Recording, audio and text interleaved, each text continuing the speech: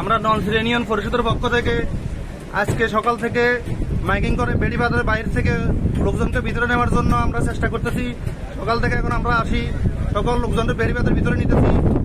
এখানে বাতাসের তীব্রতা খুব বেশি, এখন অনেক দোকানপাট ভাঙচুর হতেছে এবং লোকজনের অনেক ক্ষয়ক্ষতি হতেছে। আমরা এই জন্য সবাই ভিতরে নেওয়ার জন্য চেষ্টা করতেছি এবং আমাদের ইউনিয়ন পরিষদ থেকে সবাই এলাকার কাজ করতেছে। আবার নদীর ওই পারে যাতে বসাছিলাম, বাতাসের কারণে ডলার টলার নাই। আমার ভাই মরে গেছে নদীর ওই পারে, যাই না আমার 10টা বাজে নদী খেয়ানো যাইতাম হারি না, বুট চলে না। আমরা বেড়িবাড়ে দোকান করি, জোয়ারের তীব্রতা বাড়তি এবং বাতাসের ক্রিয়া বেশি, এই জন্য আমরা মালামাল ভিতরে নিয়ে রেখেছি। জরুরি কাজে আমি একটু ঢাকা যাইতেছি, এখন আমি ঢাকা যাইতে পারতেছি না, কোনো বুট বা কোনো কিছু নাই।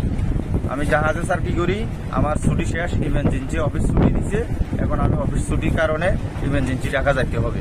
এখন আমি গাড়ায় দেখতেছি কোনো বোট বা কোনো কিছু নাই। এখন আমি তো খুব বিপদে পড়ি, আমার স্যার কি থাকে কিনা এটাই সত্য।